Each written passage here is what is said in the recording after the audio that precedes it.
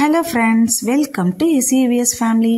இன்னைக்கு நம்ம SEVS ஃபேமிலியில வாழ்க்கையில எல்லாருமே ஒரு முறையாவது இந்த இடத்துக்கு போகணும் அப்படின்னு எதிர்பார்ப்போம் இல்லையா? அந்த மாதிரி இருக்க ஒரு இடத்த தான் இன்னைக்கு நம்ம இந்த வீடியோல நம்ம பார்க்க போறோம். அது வேற ஒன்றும் இல்லைங்க, ராமேஸ்வரம் தான். ராமாயணத்தோட தொடர்புடைய இந்த இடத்துல நம்ம சுத்தி பார்க்க வேண்டிய இடங்கள் நிறையவே இருக்கு. இப்பதான் ஃபர்ஸ்ட் டைம் ராமேஸ்வரம் போறோம் அப்படிங்கிறவங்களுக்கு இந்த வீடியோ ரொம்பவே யூஸ்ஃபுல்லா இருக்குங்க. மிடில் கிளாஸ் ஃபேமிலியில இருக்கவங்களுக்கு இது ஒரு பெரிய கனவாவே இருக்கும். ஆனா இனிமே பாத்தீங்கன்னா இது ஒரு கனவே கிடையாது, நீங்க கண்டிப்பா நிறைவேற்றலாம். அந்த அளவுக்கு நம்ம எதிர்பார்த்த பட்ஜெட்குள்ளாரையே செலவுகளை முடிச்சிடலாங்க. இப்ப வாங்க ராமேஸ்வரத்துக்கு எப்படி போறது, அங்க சுத்தி பார்க்க என்னெல்லாம் இருக்கு, நம்மளுக்கு எவ்வளவு செலவாகும் அப்படிங்கறது ஒரு டீடைல்டு வீடியோவா பார்க்கலாம். ராமேஸ்வரம் போறதுக்காக காலையில சீக்கிரமாவே எந்திரிச்சாச்சு. இப்ப நம்ம எங்க இருக்கோம் அப்படின்னா திருச்சி ஜங்ஷன்ல தாங்க நம்ம இருக்கோம். பஸ்ல போகல, ட்ரெயின்னா கொஞ்சம் கன்வீனியன்ட்டா இருக்கும் அப்படிங்கறதுக்காக ட்ரெயின்ல கிளம்பலான்னு முடிவு பண்ணியாச்சு. டிக்கெட் எடுத்தாச்சு. திருச்சி டு ராமேஸ்வரம் டைரக்டா போகுது ட்ரெயின். ஒருத்தருக்கு 100 ரூபாய், 4 பேர் நாங்க போறோம், அதனால 400 ரூபாய். இன்னைக்கு ஆகஸ்ட் 15 அப்படிங்கறதுனால இங்க டெக்கரேஷன்லாம் அழகா பண்ணியிருந்தாங்க. நாங்களுமே ராமேஸ்வரம் போலான்னு சொல்லி ரொம்ப நாளா பிளான் பண்ணிட்டே இருந்தோம், ஆனா முடியல. இப்ப பாத்தீங்கன்னா ஆகஸ்ட் 15ஓட சேர்த்து 3 நாளுக்கு பிள்ளைங்களுக்கு தொடர்ந்து லீவ் வந்தது. சரி இப்பயே போலாம் அப்படின்னு சொல்லி முடிவு பண்ணியாச்சு. இந்த ட்ரிப்பு போகணும்ட்டு ரொம்ப நாள் நாங்க எதிர்பார்த்துட்டே இருந்தோம். அதனால எல்லாருக்குமே ரொம்ப சந்தோஷம். முக்கியமா குழந்தைங்களுக்கு பாத்தீங்கன்னா ரொம்ப அவங்க ஜாலியா என்ஜாய் பண்ணாங்க. அதுல நம்ம டிக்கெட் எடுத்தாச்சு. இப்ப நம்ம எந்த பிளாட்ஃபார்ம்னு தெரியணும்ல, அதுக்காக வெயிட் பண்ணிட்டு இருந்தோம். ட்ரெயின் உள்ளார என்ட்ரு ஆகிறதுக்கும் ஒரு 1/4 மணி நேரத்துக்கு முன்னாடி தான் சொல்லுவாங்க போல இருக்கு. அதனால சரி பார்த்துட்டு கொஞ்சம் டீ ஏதாவது குடிக்கலாம் அப்படின்னு சொல்லிட்டு பார்த்துட்டே இருந்தோம். பார்த்தேன் இந்த கடையில கொஞ்சம் நீட்டாவும் இருந்தது, அதே மாதிரி டீயும் நல்லா சூப்பரா இருந்ததுங்க. காலையிலே பிரேக்ஃபாஸ்ட்டுக்கு என்னென்ன வேணுமோ எல்லாமே இப்போ ரெடி பண்ணி வச்சுட்டாங்க. இன்னும் சீக்கிரமே கிளம்பிட்டோம் அப்படிங்கறதுனால ட்ரெயின் வர்றதுக்கு இன்னும் ரொம்ப நேரம் டைம் இருந்தது. அதனால டீ குடிக்கலாம் அப்படின்னு சொல்லிட்டு வாங்கினோம். டீயுமே நல்லா திக்கா தான் இருக்குங்க. பாருங்க, கீழே சுட்டி இருக்கு, நல்லா திக்கான பாலில் தான் போட்டு கொடுத்தாங்க. இதுக்கு முன்னாடி ஒரு முறை நாங்கள் குடிச்சப்போ அந்த அளவுக்கு டேஸ்ட் இல்லை, பட் இந்த டைம் பார்த்தீங்கன்னா டீ ரொம்பவே சூப்பராக இருந்துச்சு. என் பையன் ரொம்பவே ரசிச்சு குடிச்சான். அதே மாதிரி குழந்தைங்களுக்கு பிஸ்கெட்டு, மூங் தால்லாம் கேட்டிருந்தாங்க, அதெல்லாம் வாங்கி வச்சுட்டோம். டீ எல்லாம் குடிச்சதுக்கு அப்புறம் பாத்தீங்கன்னா எப்போ பிளாட்ஃபார்ம் அனௌன்ஸ் பண்ணுவாங்க அப்படின்னு சொல்லிட்டு பார்த்துட்டே இருந்தோம். அப்புறம் கடைசி அனௌன்ஸ் பண்ணிட்டாங்க. நம்ம train Rameswaram train platform number 6ங்க. இன்னும் ரொம்ப தூரம் போகணும் அப்படிங்கறதுனால வேகமா முன்னாடியே வந்தாச்சு. பிளாட்ஃபார்ம் நம்பர் 6க்கு வந்தாச்சு. ரொம்ப நேரம் ஆயிடுச்சு. அதுக்கப்புறம் தான் ட்ரெயின் நார்மலா 6:30க்குலாம் வந்துரும் அப்படின்ற மாதிரி சொன்னாங்க. ஆனா இன்னைக்கு ரொம்ப ரஷ்ஷா இருந்ததுனால 6:50க்கு தான் வந்தது ட்ரெயின். இந்த ட்ரெயின் திருவாரூர்லேருந்து வருதுங்க. திருவாரூர்லேருந்து திருச்சி வந்துட்டு திருச்சியிலேருந்து ராமேஸ்வரம் போகுது. பாருங்க, இப்ப ட்ரெயின் வந்துருச்சு, நம்ம போற ட்ரெயின். இப்பதான் உள்ளார என்ட்ரு ஆயிட்டே இருக்கு. இப்ப டைம் பாத்தீங்கன்னா 6:50. நார்மலா இந்த ட்ரெயின் 7 மணிக்கு எடுப்பாங்க. ஸோ 7 மணிக்கு அப்புறம் ட்ரெயின் மூவ் ஆயிடுச்சு. நாங்க ஏறி ஒரு 8 மணிக்கெல்லாம் பாத்தீங்கன்னா வீட்டிலேருந்து கொண்டுட்டு போயிருந்த சப்பாத்தி, வெங்காயம் தக்காளி கிரேவி வச்சு சாப்பிட்டாச்சு. எனக்கு சின்ன பசங்கள்ல காலை சீக்கிரம் இருந்துச்சதுனால பசி தாங்கல, அதனால சாப்பிட்டாங்க. இப்போ டைம் பாத்தீங்க அப்படின்னா 11:30. இந்த டைம் மானாமதுரையில கரெக்டா நின்னது. இங்க மட்டும்தான் ஏதாவது ஸ்நாக்ஸோ வேற ஏதோ எதா இருந்தாலுமே இங்கதான் கிடைக்குது. நஞ்சு நீங்க எடுத்துட்டு வந்துடுறது நல்லது. நான் காலை மதியம் 2 வேளைக்குமே சப்பாத்தி, வெங்காயம் தக்காளி கிரேவி செஞ்சு எடுத்துட்டு வந்துட்டேன். அதனால என்ன ஆகுது அப்படின்னா நம்மளுக்கு வெளியில போய் சாப்பிட்றதுக்கான டைமும் கம்மியாகுது, பணமும் நம்மளுக்கு மிச்சமாகுது. ஏன்னா வெளியில இவ்வளவு தூரம் அது டூரிஸ்ட் பிளேஸ் அப்படிங்கறதுனால மோஸ்ட்லி கொஞ்சம் காஸ்ட்லியா தான் இருக்கும் சாப்பாடுலாம். அப்படிங்கறதுனால வீட்லயே செஞ்சு எடுத்துட்டு வந்தாச்சு. இது பேசஞ்சர் ட்ரெயின் அப்படிங்கறதுனால எதுவுமே வரல, எதுவுமே ஸ்நாக்ஸோ இல்ல சாப்பாடோ எதுவுமே விற்கல. லோக்கல் ஸ்டேஷன்லயுமே எங்கேயுமே அங்கங்க நிறுத்துறதுலயுமே எதுவுமே கிடைக்கல. இப்ப ராமநாதபுரம் என்ட்ரு ஆயிடுச்சு. ராமநாதபுரம் என்ட்ரான உடனே பாத்தீங்கன்னா கடல் தெரிய ஆரம்பிச்சிருச்சு. இப்ப பாருங்க, இது வங்காள விரிகுடான்னு நினைக்கிறேன். கடல் இங்கிருந்தே ஸ்டார்ட் ஆக ஆரம்பிச்சிருச்சு. இந்த ட்ரெயின்ல போறது, இந்த ஜன்னல் ஓரமா அப்படியே இதெல்லாம் ரசிச்சுட்டு போறது ரொம்பவே பிரமிப்பா இருக்கு. அதே மாதிரி ரொம்ப என்ஜாயபிளாவும் இருக்கு. 100 rupees தான் பர் பர்சனுக்கு அப்படிங்கிறப்போ நம்ம தாராளமாவே இந்த ட்ரிப்பை சூஸ் பண்ணலாம். இப்ப நேரா பாத்தீங்கன்னா ஆப்போசிட்ல அந்த சைட்ல வண்டி எல்லாம் போயிட்டு இருக்கு பாருங்க. இதுதான் பாம்பன் பிரிட்ஜில் போறதுக்கான ரோடுன்னு நினைக்கிறேன். இப்ப ட்ரெயின் மண்டபம் ஸ்டேஷனுக்குள்ளார என்ட்ரு ஆயிடுச்சுங்க. இந்த வீடியோவில் உங்களுக்கு தேவையான அத்தனை இன்ஃபர்மேஷனையும் சொல்லணும் அப்படிங்கிறதுக்காக தான் ஒரு லென்த்தான ஒரு வீடியோவே நான் போட்டிருக்கேன். நான் சொல்ல வர எல்லா இன்ஃபர்மேஷனையுமே இதுக்குள்ளார நம்ம சொல்லிடணும் அப்படின்ட்டு. நம்ம பார்க்குறதுலே ஆப்போசிட்டில் ரோடு போயிட்டு இருக்கு பாருங்க, ஒரு கார் ஒன்று கிராஸ் ஆகுது பாருங்க. இப்போ இதுதான் பாம்பன் பிரிட்ஜில் போகிறதுக்கான ரோடுங்க. பஸ்ஸு காரு இதெல்லாம் போகிற மாதிரி இருந்ததுன்னா நம்ம அந்த ரூட்டில் தான் போய் போகிற மாதிரி இருக்கும்னு நினைக்கிறேன். இப்போ இங்கேருந்தே வந்து ஸ்டார்ட் ஆகிடுச்சு. நாங்கள் இந்த பாம்பன் பிரிட்ஜ் ஆரம்பிக்கிறதுக்கு முன்னாடியே என்ன பண்ணோம், ஆளுக்கு ஒவ்வொரு சீட்டாக போய் உட்காந்துட்டு, ஏன்னா அதெல்லாம் ரசிக்கணும் அப்படிங்கிறது ஒரு நமக்கு ரொம்ப பிரமிப்பாக இருக்கும் இல்லையா, அதனால ஆளுக்கு ஒவ்வொரு சீட்டாக போய் ஜன்னல் சீட்டாக போய் உட்காந்துக்கிட்டோம். இப்போ தெரியுது பாருங்கள், இதுதான் பாம்பன் பிரிட்ஜ் ஆரம்பிச்சிருச்சு. காற்று ரொம்ப ஃபாஸ்ட்டாக அடிக்குது அப்படிங்கிறதுனால நம்ம ஜன்னல் சீட்டாக பார்த்து நாங்கள் உட்காந்துக்கிட்டோம். சிலவங்க வந்து படியில் போய் உட்காந்துட்டு எடுக்கிறாங்க பார்க்குறாங்க, அதெல்லாம் வந்து கொஞ்சம் சேஃப்டி இல்லை. காற்று ரொம்ப ஃபாஸ்ட்டாக அடிக்கிறதுனால நீங்கள் மொபைலில் வீடியோ ஏதாவது எடுக்கிற மாதிரி செல்ஃபி இது மாதிரி எடுக்கிற மாதிரி இருந்தாலும் கொஞ்சம் ஜாக்கிரதையாக தான் பார்த்து எடுக்கணும். நம்ம இங்கே பக்கத்தில் தெரிகிறது தான் பழைய ட்ரெயின் பிரிட்ஜு. இப்போ இது வந்து யூஸ் இல்லாமல் ஐடியில் தான் இருக்குது. இப்போ நம்ம போயிட்டு இருக்கிறது பார்த்தீங்க அப்படின்னா இது வந்து புது பாலம். முன்னாடி வந்து அந்த பழைய பாலத்தில் தான் ட்ரெயின் போயிட்டு இருந்தது. அது கொஞ்சம் சரியில்லாமல் இருக்குது அப்படிங்கிறதுனால இப்போ புது பாலத்தில் தான் ட்ரெயின்லாம் போயிட்டு இருக்குங்க. கீழே பார்த்தீங்கன்னா தண்ணி எவ்வளோ தெளிவாக இருக்குது பாருங்கள், தண்ணி அவ்வளோ தெளிவாக இருக்குது. அதே மாதிரி இது வரைக்கும் நல்லா ஃபாஸ்ட்டாக தான் வந்துட்டு இருந்தது.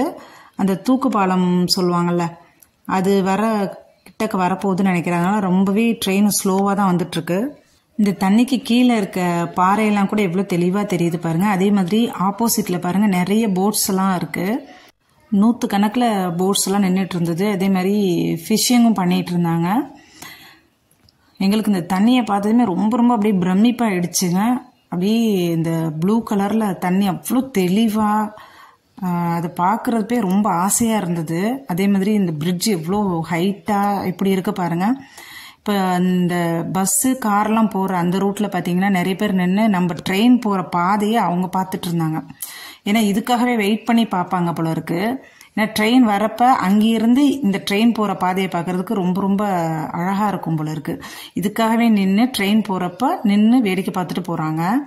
நிறைய பேர் வந்து நைட்டு கிளம்பி காலையில் இங்கே வர மாதிரி பிளான் பண்ணுறாங்க. ஆனால் அந்த மாதிரி வரப்போ இதெல்லாம் வந்து நம்ம ரசிக்க முடியாது.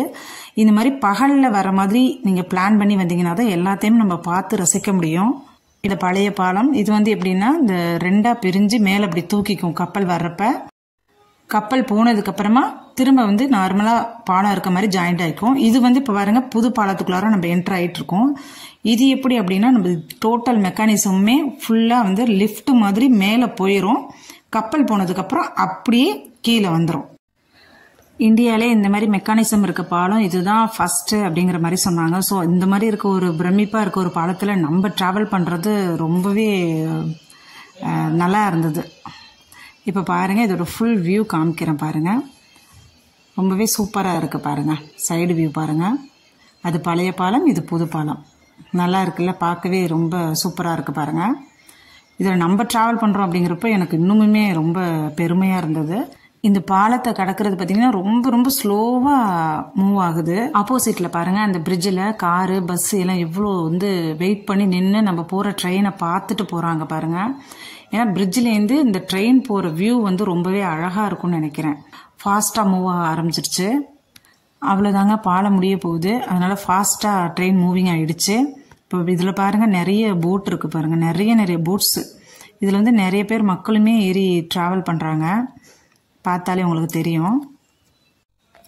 இப்போ வந்து நம்ம பாம்பன் ரயில்வே ஸ்டேஷனுக்கு வந்தாச்சு. பாலத்துக்கு முன்னாடி வந்து மண்டபம், பாம்பன் பாலம் தாண்டினதுக்கப்புறம் வந்து பாம்பன் ரயில்வே ஸ்டேஷனுங்க. இப்போ பாம்பனுக்கு அடுத்தது பார்த்தீங்கன்னா ராமேஸ்வரம் தாங்க. இப்போ ராமேஸ்வரம் வந்தாச்சு, அவ்வளோதாங்க. இப்போ நம்ம இறங்க போகிறோம். இதுதான் இந்த ட்ரெயினுக்கு கடைசி ஸ்டேஷனு. இது வந்து ரிட்டர்ன் தான் போகும். அவ்வளோதாங்க. இப்போ நம்ம இறங்க போகிறோம். நம்ம வர வேண்டிய ராமேஸ்வரம் வர்ற இடம் வந்தாச்சு. நார்மலாக பார்த்தீங்கன்னா இப்போ டைம் வந்து 11:41.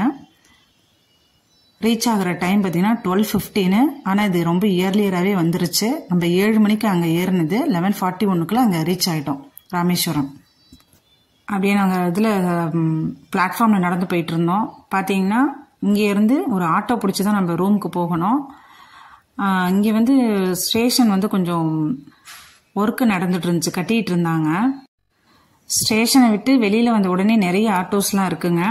ஆனால் ஆட்டோவுக்கு வந்து நீங்கள் பார்கெனிங் பண்ணிட்டு போங்க. ஏன்னா ஒருத்தவங்க வேறு வேறு ரேட்டு சொல்லுவாங்க. அதனால் பேரம் பேசிட்டு எவ்வளோ ஆட்டோவுக்கு எவ்வளோ அப்படின்னு சொல்லிட்டு கேட்டுட்டு நீங்கள் போங்க. ஏன்னா நிறைய பேர் ஏமாத்துறாங்க. அதனால விசாரிச்சுட்டு பார்த்து எவ்வளோ அப்படின்னு சொல்லுங்க. நாங்கள் இங்கேருந்து ரூமுக்கு போகிறதுக்கு 100 rupees சார்ஜ் பண்ணாங்க. அடுத்து பார்த்தீங்கன்னா நம்ம தங்குற ரூமுக்கு வந்தாச்சுங்க. ரொம்ப கொஞ்சம் சிம்பிளாக தான் நாங்கள் பார்த்துருந்தோம். ஏன்னா வந்துட்டு நம்ம ரூமில் ஸ்பெண்ட் பண்ணுற போகிற டைமுங்கிறது ரொம்ப ரொம்ப கம்மி தான். அதனால கொஞ்சம் சிம்பிளாகவே கொஞ்சம் சின்ன ரூமாகவே பார்த்தாச்சு. ஆனால் இது நல்லா ஸ்பேசியஸாக நல்லா கன்வீனியண்ட்டாக இருந்ததுங்க. நமக்கு நாங்கள் ஏசி ரூமாகவே பார்த்து புக் பண்ணியாச்சு. ஏன்னா இங்கே எப்படி இருக்கும், ரொம்ப ஹீட்டாக இருக்குமா இல்லை கூலிங்காக இருக்குமான்னு தெரியல. அதனால் பார்க்குறப்பே வந்து ஏசி ரூமாகவே பார்த்து தான் நாங்கள் புக் பண்ணோம். Double cot bed. ஏசிக்கும் நார்மல் ரூமுக்கும் 200 ரூபாய் தான் வித்தியாசம். ஸோ அதனால் நாங்கள் வந்து ஏசி ரூமாகவே புக் பண்ணிட்டோம். நாங்கள் புக் பண்ண இந்த ரூம் பார்த்தீங்கன்னா கோவில்லேருந்து 1 கிலோமீட்டருக்குள்ளாரே தான் இருந்தது. ரூமுமே நல்லா நீட்டாக இருந்தது. அதே மாதிரி இங்கே இருக்க ஸ்டாஃபுமே நம்மளுக்கு என்ன வேணுமோ அதெல்லாம் வசதியெல்லாம் செஞ்சு தந்தாங்க. அதனால் நல்லா இருந்தது. பாத்ரூம் பார்த்தீங்கன்னா ரொம்ப ரொம்ப நீட்டாக இருந்தது. நம்மளுக்கு முக்கியம் அதுதான். அதே மாதிரி எல்லாமே கன்வீனியண்ட்டாக இருந்தது.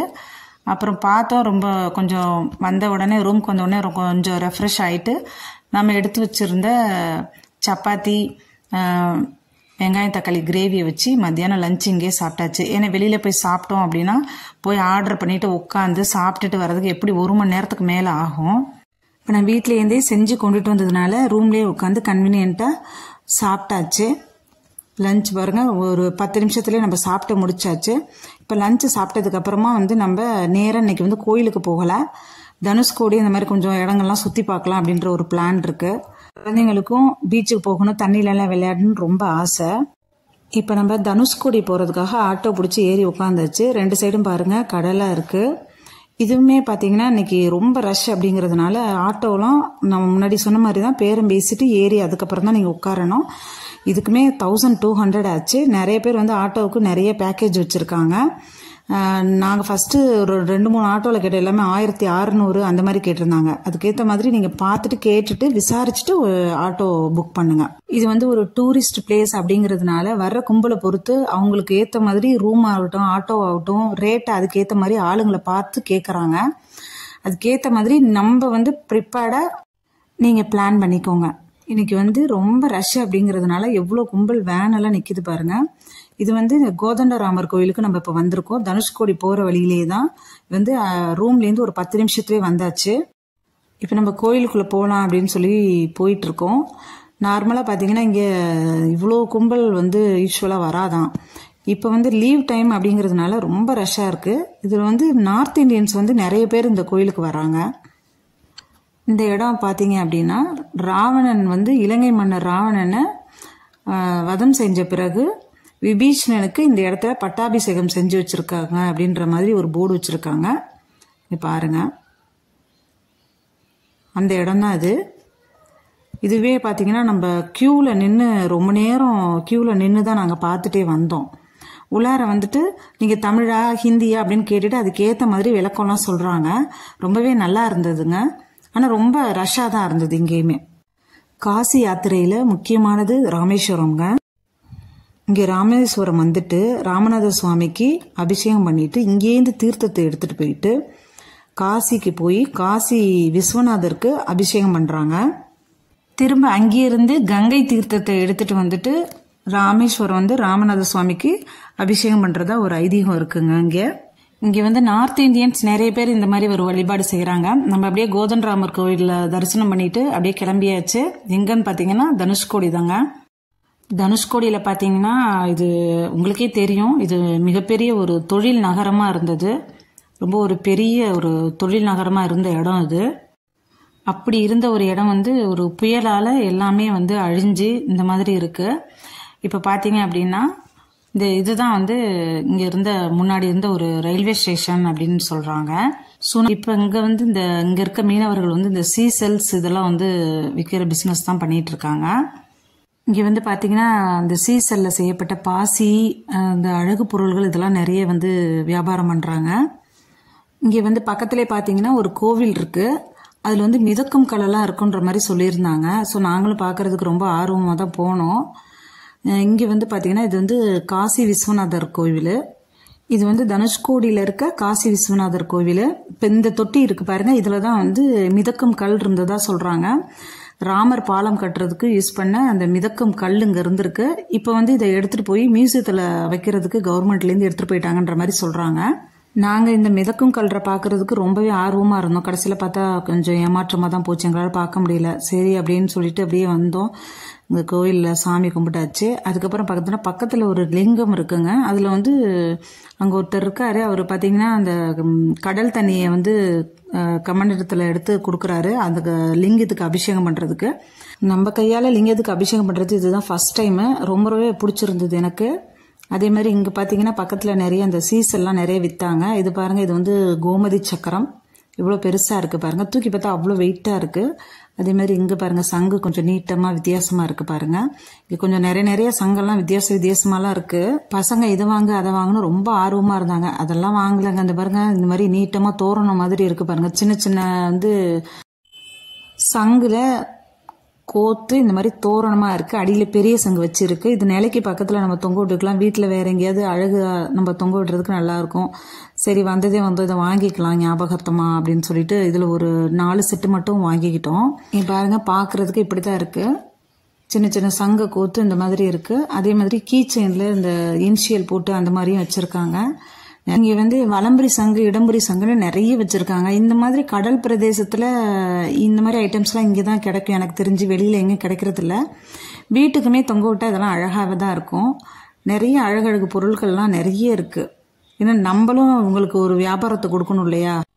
அவ்வளவுதாங்க. இப்ப நம்ம வாங்கினதை நம்ம பேக் பண்ணி கொடுத்துட்டாங்க. இப்ப இது அங்கிருந்து கிளம்பியாச்சு. இதுல நிறைய சீசல் கடையெல்லாம் நிறைய இருக்கு. இப்ப அங்கிருந்து கிளம்பி நாங்க எங்க நம்ம போறோம் அப்படின்னா அரிச்சல் முனை அப்படிங்கிற தனுஷ்கோடி அந்த எண்டிங் பாயிண்ட்டுக்கு நம்ம இப்ப போறோங்க. இதுல பாருங்க 2 சைடுமே வந்து கடல் எவ்வளோ அழகா தெரியுது பாருங்க. இதுல வந்து பாத்தீங்கன்னா அந்த இடத்துல வந்து கோஸ்டல் ஷிப்னு ஒண்ணு இருக்கு பாருங்க. இது வந்து ஆட்டோக்காரர்கிட்ட கேட்டது இது என்ன அப்படின்ட்டு. இது வந்து இந்தியன் நேவிக்கு சொந்தமான ஒரு கோஸ்டல் ஷிப் அப்படின்னாரு. இது வந்து மணல்லையும் போகும், அதே மாதிரி கடல் தண்ணிலையும் நீந்தும் அப்படின்ற மாதிரி சொன்னாருங்க. பாருங்க பார்க்கவே ரொம்ப அழகா இருக்கு பாருங்க. இந்த சைடு வந்து பாத்தீங்கன்னா வங்காள விரிகுடாங்க. ரொம்ப அமைதியா இருக்கு. கொஞ்சம் கூட அலையே கிடையாது. அவ்வளோ சாந்தமா அமைதியா இருக்கு. அப்படியே இந்த சைடு பாத்தீங்கன்னா இந்திய பெருங்கடல் அப்படி ஒரு ஆக்ரோஷத்தோட வந்து அலை அடிக்குது. நம்ம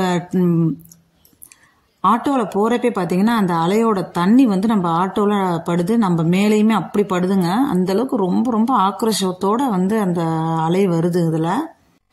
அவ்வளவுதாங்க, நம்ம அரிச்சல் முனைக்கு வந்தாச்சு. இந்தியாவோட எண்டிங் பாயிண்ட்டுக்கு வந்தாச்சு. இந்த சைடு பாருங்க வங்காள விரிகுடா, இந்த சைடு வந்து இந்திய பெருங்கடல். இது ரெண்டுமே ஜாயிண்ட் ஆகிற இடம் இதுதாங்க. இந்த சைடு பாருங்க வெள்ளையா அலை வருது, இந்த சைடு பாருங்க அமைதியா இருக்கு. இது ரெண்டுமே ஜாயிண்ட் ஆகிற இடம் இதுதாங்க. இந்த இடத்த வந்து நம்ம மேப்ல தான் நான் பார்த்திருக்கேன். இதுதான் ஃபர்ஸ்ட் டைம் வந்து இப்போ நான் ராமேஸ்வரம் வந்திருக்குது. இதுதான் ஃபர்ஸ்ட் டைம். இந்த இடத்துல நம்ம நிக்கிறது எனக்கு ரொம்ப பிரமிப்பா ரொம்ப சந்தோஷமா இருந்தது. இது ஆகஸ்ட் 15 அப்படிங்கறதுனால இங்க வந்து நிறைய அந்த நம்ம இந்தியன் பிளாக் எல்லாம் நிறைய இருந்தது. மற்ற டைம்ல இருக்குமா அப்படிங்கறது எனக்கு தெரியலங்க. இந்த இடத்துல வந்து நல்ல உயரமான ஒரு கம்பம், அதுல வந்து மேல வந்து அசோக சக்கரத்துல 4 சிங்கம் கம்பீரமா நிக்குது பாருங்க. அப்படி ஒரு மெய் சிலிர்த்துருச்சு. இதை பார்த்தாலே அவ்வளோ ஒரு நமக்கே அப்படி ஒரு சந்தோஷமா இருக்கு. பசங்க ரொம்பவே சூப்பரா என்ஜாய் பண்ணாங்க. இதுல வந்து சில இடத்துட்ட பாத்தீங்க அப்படின்னா நம்ம கொஞ்சம் முழங்கால் அளவுக்கு தண்ணி இருக்க மாதிரி கொஞ்சம் இறங்கி நிக்கிற மாதிரி இருந்தது. அந்த இடத்துக்கிட்ட வந்து கொஞ்சம் அப்படி தண்ணியை கால் நனைக்கலாம் அப்படின்னு இருந்தோம். பசங்க என்ன பண்ணாங்க, நிறைய பேர் பேரெல்லாம் எழுதிட்டு இருந்தாங்க. சரி நம்ம சேனல் பேரை எழுதலான்னு இப்படி எழுதணும் பாருங்க, உடனே தண்ணி வந்துருச்சு. ஒரு வழியா நம்ம சேனலோட பேர் எழுதியாச்சு, SAVSன்னு. இதுல என்ன ஒரு பியூட்டி அப்படின்னா அங்கிட்டு பார்த்தாலும் SAVSன்னு தெரியுது, இங்கிட்டு பார்த்தாலும் SAVSன்னு தெரியுதுங்க. பார்த்தா அலை வந்து கொஞ்ச நேரத்துல அப்புறம் அடிக்கல, கலைக்காம இருந்தது. அப்புறம் பாத்தீங்கன்னா ஒரு அலை வந்தது, அப்படியே கலைச்சிருச்சு. பசங்க வரக்கூடாது நினைச்சிட்டே இருந்தாங்க, டக்குன்னு வந்து அப்படியே கலைச்சிருச்சு. இது ரொம்ப ஒரு சூப்பரான ஒரு எக்ஸ்பீரியன்ஸுங்க. இது பாருங்க நம்ம இந்திய பெருங்கடல் எவ்வளவு ஆக்ரோஷமான ஒரு பெரிய அலைகளோட வருது பாருங்க. இங்க வந்து நிறைய பேர் குளிச்சாங்க. இந்த இந்திய பெருங்கடல் சைடு இல்ல, வங்காள விரிகுடா சைடு வந்து கொஞ்சம் அலையே இல்லாம அமைதியா தானே இருந்தது. அதனால அங்க நிறைய பேர் குளிச்சாங்க. நாங்க வந்து குளிக்கல, ஜஸ்ட் காலை மட்டும் நினைச்சுக்கிட்டோம். எங்களுக்கு குளிக்கிறதுக்குலாம் டைம் இல்லை அப்படின்ட்டு காலை மட்டும் நினைச்சுக்கிட்டோம். அது இல்லாம கொஞ்சம் பயமா வேற இருந்தது. இங்கேயுமே வந்து சீசல்ஸ்லாம் நிறைய கடைகள்லாம் இருந்தது. வீட்டில் தொங்க ஒரு அழகான அந்த தோரணங்கள்லாம் அழகழகா இருந்தது. அதே மாதிரி சீ ஃபுட்ஸ்லாம் நிறைய இருந்தது. நண்டு, ராட்டு, மீன் நிறைய வறுத்து இங்கே விற்கிறாங்க. நிறைய பேர் காரில் போகிறவங்களாவும் இறங்கி நின்று சாப்பிட்டுட்டு சாப்பிட்டுட்டு கொஞ்சம் இருந்துட்டு தான் போகிறாங்க.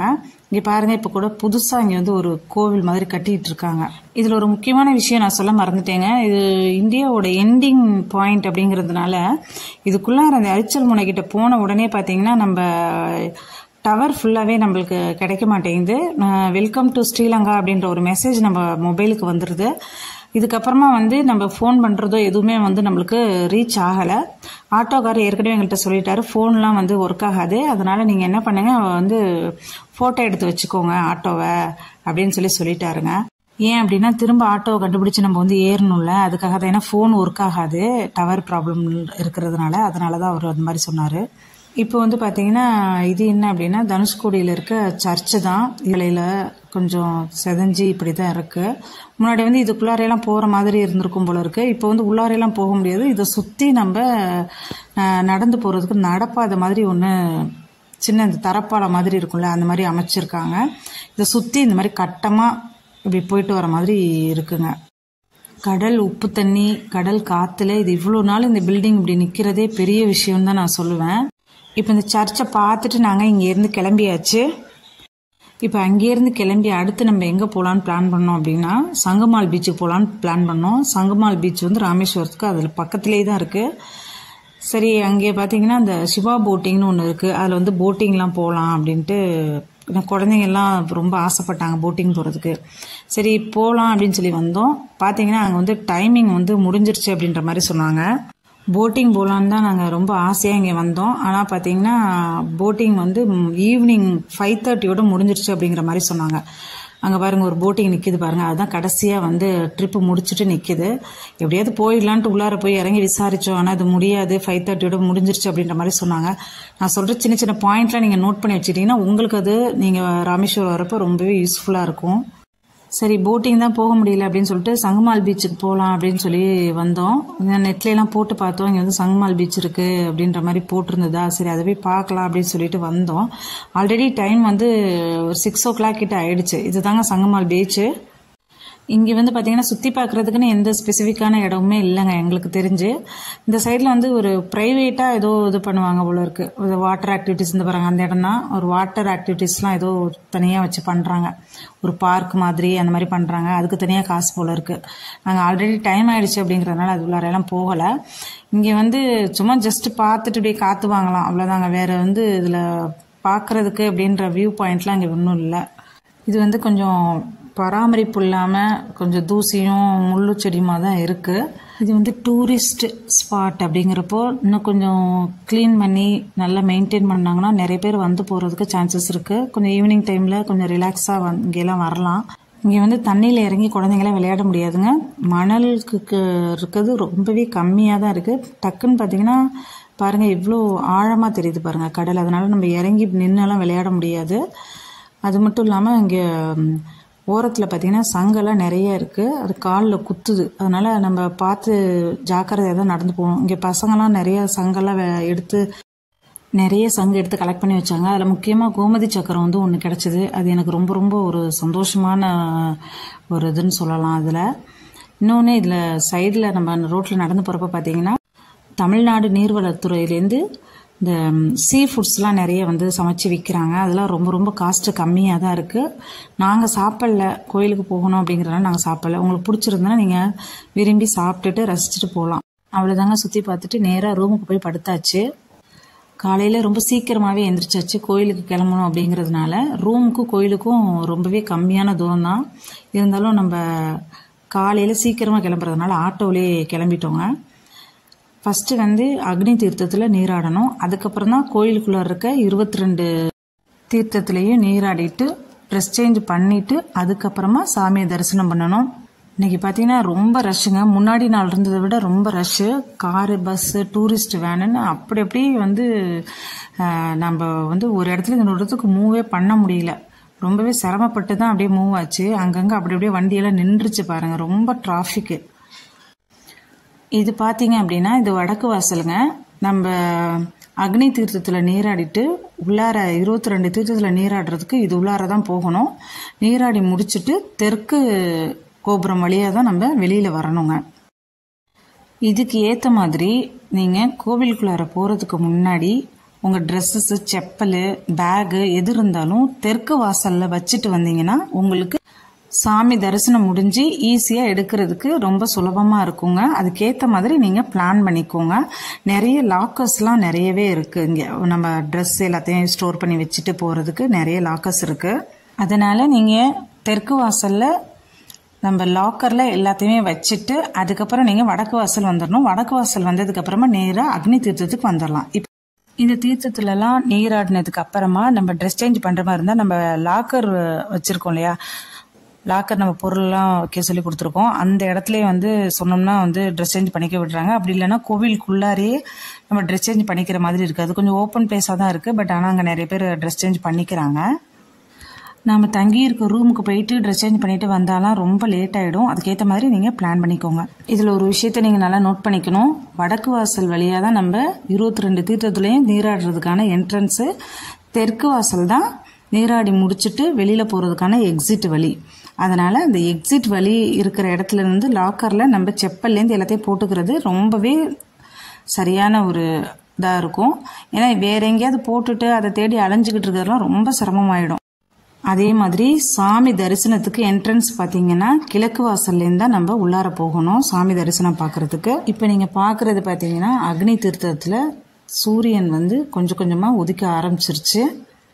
நான் வந்து வெளியிலே நின்றுட்டேன். பசங்க என் வீட்டுக்காரர் மட்டும் ஃபஸ்ட்டு போய் குளிச்சுட்டு வரலான்னு சொல்லி போயிட்டாங்க. நான் பேக் வச்சுருந்ததுனால நான் இங்கேயே நின்றுக்கிட்டேன். சூரிய உதயத்தில் இந்த டைமில் பார்க்குறது ரொம்ப ரொம்ப சூப்பராக இருந்தது. நான் சொல்ல வந்த எல்லா விஷயத்தையுமே இதுக்குள்ளார சொல்லிடணும் அப்படிங்கிறதுனால தான் இந்த சூரிய உதயத்தை காமிச்சிக்கிட்டே உங்களுக்கு என்னென்ன இன்ஃபர்மேஷன் சொல்லணுமோ அவ்வளோதையும் நான் சொல்லிட்டு இருக்கேன். என்னடா ரொம்ப லென்த்தியாக பேசுகிறோம் அப்படின்னு நான் நினைக்க வேண்டாம். அக்னி தீர்த்தத்தில் நீராடினதுக்கு அப்புறமா 22 தீர்த்தத்தில் நீராடுறதுக்கு 2 வழிகள் இருக்குங்க. ஒன்று வந்து பார்த்தீங்கன்னா பொது வழியில் போகணும். அது வந்து 25 ரூபா ஒருத்தருக்கு. இன்னொரு மெத்தட் பார்த்தீங்க அப்படின்னா அங்கே ஃப்ரண்ட்லேயே ஸ்டாஃப்ஸுங்க நிற்கிறாங்க. வெள்ளை சட்டை போட்டுட்டு கையில் வாளி வச்சுட்டு இருக்காங்க. ஏஜென்ட்டுங்க ஒரு வாளி கையில் வச்சுருக்காங்க. அதை வச்சு நம்ம ஐடென்டிஃபை பண்ணிக்கலாம். அவங்கள்ட்ட போனோம் அப்படின்னா அவங்க வந்து ஒருத்தருக்கு 200 ரூபாய் அப்படின்ட்டு சார்ஜ் பண்ணுறாங்க. நாங்கள் 2 பேர் பெரியவங்க, 2 பசங்க சின்ன பசங்க அப்படிங்கிறதுனால மொத்தமாக 3 பேருக்கு சார்ஜ் பண்ணிக்கிட்டாங்க. 600 ரூபாய் நாங்கள் பே பண்ணோம். அந்த 25 ரூபா இதில் போகிறது பார்த்தீங்கன்னா சும்மா தண்ணியை வந்து தெளித்து தான் விடுறாங்க. பட் நம்ம காசு கொடுத்து போகிறதுல என்னன்னா வாளி நிறைய தண்ணி எடுத்து ஊற்றுறாங்க. அதே மாதிரி ஒரு வாட்டர் கேன் கொண்டுட்டு போங்க. அதில் வந்து ஒவ்வொரு தீர்த்தத்துலேயும் கொஞ்சம் கொஞ்சம் நம்மளுக்கு தண்ணி எடுத்து கொடுக்குறாங்க. நம்ம தலையிலையும் தண்ணி ஊற்றிட்டு கொஞ்சமாக நம்ம கொண்டு போகிற வாட்டர் கேன்லேயும் ஊற்றுறாங்க. நார்மலாக அந்த 25 ருபீஸ் கொண்டுட்டு வரவங்களுக்கு சும்மா தெளித்து தான் விட்றாங்களே தவிர அவங்களுக்கு அந்த தீர்த்தம் கூட எடுத்து தரமாட்டேங்கிறாங்க. இது ஒரு பாயிண்ட்டு. நாங்கள் வந்துட்டு இதுக்கு பரவாயில்ல, செலவு பண்ணாலும் பரவாயில்லன்ட்டு பைசா கொடுத்துட்டு தான் போனோம். ஏன்னா நம்ம அங்கேருந்து வர்றதே இந்த புனித தண்ணியில் நீராடணும் அப்படிங்கிறதுக்காக தான் வர்றோம். அடுத்து ட்ரெஸ் சேஞ்ச் எல்லாம் பண்ணிட்டு நம்ம சாமி தரிசனம் பண்ணுறதுக்கு கிழக்கு வாசல் வழியாக தான் நம்ம உள்ளார போகணும். இது எங்களோட ஓன் சஜஷன் பார்த்தீங்க அப்படின்னா நம்ம வந்து தர்ம தரிசனம், அதாவது ஃப்ரீ தரிசனத்தில் போகிறது ரொம்பவே பெட்டரு. நம்ம பைசா கொடுத்து 100 ரூபாய் 200 ரூபாய்லாம் கொடுத்து போகிறோம் பாருங்க, அதெல்லாம் வந்து சைடில் தான் வந்து சாமி கிட்ட போனோம்னா சைடில் தான் விடுறாங்க. ஆனால் ஃப்ரீ தரிசனம் போகிறது மட்டும்தான் சாமிக்கு நேராக கொஞ்சம் தூரம் நம்ம போகிற மாதிரி இருக்குது. அப்போ நின்று சாமியை நல்லா பார்த்துட்டு வர மாதிரி இருக்குது. இதே நம்ம பைசா கொடுத்து போனோம்னா கிளம்பி போங்க போங்க போங்கன்னு தள்ளி விட்டுறாங்க. என்னதான் நம்ம பைசா கொடுத்து போனாலுமே நம்ம பார்க்கறது அந்த சாமியை பார்க்க தான் போகிறோம். அந்த இடத்துல பார்த்தீங்கன்னா உடனே தள்ளுங்க போங்க போங்க போங்கன்னு சொல்லி அமுச்சு விட்றாங்க. இதே ஃப்ரீ தரிசனம்னா சாமிக்கு நேராக அங்கேருந்து வரதுனால நம்ம சாமியை பார்த்துட்டே ரொம்ப தூரம் வர மாதிரி இருக்குது. நல்லா நின்று பார்த்துட்டு வர மாதிரி இருக்குது. சாமி தரிசனம் ரொம்பவே சூப்பராக பார்த்தோம். நல்லா நின்று ஆரத்தி காமிக்கிறதெல்லாம் பார்த்துட்டு சூப்பரான தரிசனம் பார்த்துட்டதுக்கு அப்புறம் தாங்க நாங்கள் அங்கேருந்து வந்தோம். இப்போ சாமி தரிசனம் முடிஞ்சு நம்ம வெளியில் வர வழி பார்த்தீங்கன்னா தெற்கு வாசல். அதனால தான் வந்து தெற்கு வாசல் அப்படி இல்லைன்னா கிழக்கு வாசலுக்கு பக்கத்தில் நம்ம லாக்கர் சூஸ் பண்ணி நம்ம பொருள்கள்லாம் வச்சுக்கிறது சரியாக இருக்கும் அப்படின்னு சொல்லி நாங்கள் சொன்னோம். ஏன்னா நம்ம நுழையிறப்ப பார்த்தீங்கன்னா இப்போ தான் விடிய காத்தால இன்னும் விடிஞ்சிருக்கவே இல்லை, இருட்டாக இருக்க மாதிரி இருந்தது. நம்ம வெளியில் வரப்போ நல்ல வெயில். அந்த வெயிலில் வந்து நம்ம வெளியில் வந்து லக்கேஜை தேடிட்டு நம்ம செப்பல்லாம் அங்கே வச்சுருப்போம். வெறுங்காலோடு நடந்து வர முடியாது. பெரியவங்களாம் இருந்தாங்கன்னா ரொம்ப சிரமமாக இருக்கும். அதனால தான் இந்த பாயிண்ட்டை நான் திரும்ப திரும்ப சொல்கிறேன். கோவிலுக்கு போயிட்டு அப்படியே வந்து லஞ்சை சாப்பிட்டுட்டு ரூமை காலி பண்ணிட்டு வந்தாச்சு. இப்போ திரும்ப வந்து ராமேஸ்வரம் ரயில்வே ஸ்டேஷனுக்கே வந்துட்டோம் ரிட்டன் வீட்டுக்கு போகிறதுக்காக. இன்னும் வந்து பாருங்கள் இன்ஜினில் கூட அந்த பெட்டியெல்லாம் மாட்டாமல் இருக்காங்க. நாங்கள் முன்னாடியே வந்துடணும் அப்படிங்கிறதுக்காக வந்தாச்சு. ஏன்னா ட்ரெயினை மிஸ் பண்ணிட்டோன்னா கஷ்டமாக போயிடும் இல்லையா, அதனால் வந்து நாங்கள் 1 மணி நேரத்துக்கு முன்னாடியே நாங்கள் வந்துட்டோம். டிக்கெட்லாம் எடுத்துகிட்டு வந்தாச்சு பிளாட்ஃபார்முக்கு. ட்ரெயின் பார்த்தீங்கன்னா 3 மணிக்கு ராமேஸ்வரத்துலேருந்து திருச்சிக்கு கிளம்புதுங்க. அதுக்கேற்ற மாதிரி நீங்கள் கொஞ்சம் ஏர்லியராகவே கிளம்பி வந்துடுங்க. இப்போ கிளம்பியாச்சு. எனக்கு வந்து உள்ளார வந்து கோயில் உள்ளாரெல்லாம் மொபைல் அலௌட் இல்லை அப்படிங்கிறதுனால வந்து நான் மொபைல்லாம் உள்ளாரே வச்சுட்டு போயிட்டேன். அங்கே வந்து உள்ளாரெல்லாம் என்னால் வீடியோ எடுக்க முடியல. இப்போ ட்ரெயின் ஸ்டார்ட் ஆகி திருச்சிக்கு போயிட்டுருக்குங்க. எனக்கு தெரிஞ்சு பார்த்தீங்க அப்படின்னா நம்ம 22 புனித தண்ணிலே நீராடணும் அப்படிங்கிறப்போ மொபைல்லாம் நம்ம ரூமில் வச்சுட்டு போகிறது தான் நல்லதுன்னு நான் நினைக்கிறேன். ஏன்னா மொபைலில் தண்ணியெல்லாம் பட்டுரும், ட்ரெஸ்லேயுமே எல்லா இடத்துலையுமே தண்ணி பட்டுரும். அப்படிங்கிறப்போ நாம் மாற்றிக்கிறதுக்காக கொண்டு வந்த ட்ரெஸ்ஸோட மொபைலையும் நம்ம லாக்கர் அப்படி இல்லைன்னா ரூம்லேயே வச்சுட்டு போகிறது தான் ரொம்ப நல்லது. நீங்கள் வந்து ஈர துணியெல்லாம் வச்சுக்கிறதுக்கு ஒரு கேரி பேக் எடுத்துக்கோங்க. அதே மாதிரி தீர்த்தம் வீட்டுக்கு கொண்டு வரதுக்கு ஒரு சின்ன பாட்டில் மாதிரி வச்சுக்கோங்க. ஒருவேளை நீங்கள் மொபைல் கொண்டுட்டு போகணும் அப்படின்னு நினச்சிங்கன்னா அந்த மொபைல் வந்து நனையாமல் இருக்கிறதுக்காக அதுக்கு ஒரு சின்ன ஏர்லாக் பாக்கெட் மாதிரி இருக்கும்ல, அந்த மாதிரி எடுத்துக்கோங்க. ராமேஸ்வரத்தில் வந்துட்டு நம்ம எல்லாருக்கும் பிடிச்ச டாக்டர் அப்துல் கலாம் ஐயா வாழ்ந்த வீடு வந்து பார்க்கணும் அப்படின்னு சொல்லி ரொம்ப ஆர்வமாக இருந்தோம். ஏன்னா குழந்தைங்களுக்குலாம் அதெல்லாம் காமிக்கணும்ல முக்கியமாக அப்படின்ட்டு இருந்தோம். ஆனால் வந்து அங்கே வந்து ரினோவேஷன் ஒர்க்லாம் வீடு கொஞ்சம் பராமரிப்பு வேலையெல்லாம் பண்ணிகிட்டு இருக்காங்க அப்படின்ட்டு அங்கே வந்து யாரும் அலௌடு இல்லைன்னு சொல்லிட்டாங்க. அதனால் அங்கே எங்களால் போக முடியல. ஆனால் ஆட்டோ அன்னை வந்து பார்த்திங்கன்னா அவர் படித்த ஸ்கூலை காமிச்சாங்க. கவர்மெண்ட் ஸ்கூலில் அவர் படித்த அந்த ஸ்கூலுக்கு வந்து அவரோட பிக்சர் போட்டு அப்துல் கலாம் ஐயா படித்த பள்ளி அப்படின்ற மாதிரி போட்டிருந்தாங்க. ஸோ அதை காமிச்சாங்க. மற்றபடி அவர் வாழ்ந்த வீட்டுக்கு எங்களால் போக முடியல. போயிட்டு வெளியில் மட்டும்தான் நாங்கள் பார்த்தோமே தவிர உள்ளார போய் பார்க்க முடியல. நிறைய விஷயங்கள் வந்து அது வந்து நாங்கள் ரொம்பவே மிஸ் பண்ணோம். குழந்தைங்களுக்கு முக்கியமாக அதை காமிக்கணும்னு நினச்சோம். பட் ஆனால் அது வந்து முடியல. அப்புறம் பார்த்தீங்கன்னா நாங்கள் தங்கியிருந்த ரூம் பார்த்தீங்கன்னா நார்மலாக அதோட ரெண்ட் வந்து 1200, ஏசி அப்படின்னா 1400. இது வந்து இந்த பீக் டைமில் மட்டும்தான் இவ்வளோ ரேட்டு. மற்ற டைம் வந்து 1000 இந்த மாதிரி இருக்கும் போல இருக்குது. இதில் இன்னொரு முக்கியமான விஷயம் சொல்லணும் அப்படின்னா கீழே வந்து மண்டபம் மாதிரி இருக்குது. அந்த மண்டபத்தில் பார்த்தீங்கன்னா இப்போ நார்மலாக ஒரு வேன் எடுத்துகிட்டு 30 பேர் 40 பேர் 20 பேர்னு வராங்க பாருங்கள் கும்பலாக, அவங்களாம் அதில் தங்கிக்கலாம். அதுக்கு அவங்களுக்கு வந்து பார்த்திங்கன்னா ஒரு பர்சனுக்கே வந்து 100 rupees தான் சார்ஜ் பண்ணுறாங்க. அங்கே வந்து பாய் தலைவாணி போர்வன் கொடுத்துட்றாங்க. அது வந்து ரூம் கிடையாது, ஒரு ஜென்ரலாக ஒரு பெரிய ஒரு பிளேஸ் மாதிரி தான் இருக்குது, மண்டபம் மாதிரி தான் இருக்குது. அவங்களுக்கு ஜென்ரலாக இருக்க பாத்ரூம், நம்ம குளிக்கிறதுக்கு டாய்லெட்டுக்கு எல்லாத்துக்கும் அவங்க அதை யூஸ் பண்ணிக்கலாம். அதே மாதிரி பாத்திரம்லாம் கொண்டு வந்தாங்கன்னா அவங்களே சமைச்சு சாப்பிட்றதுக்கான இடமும் அங்கே இருக்குங்க.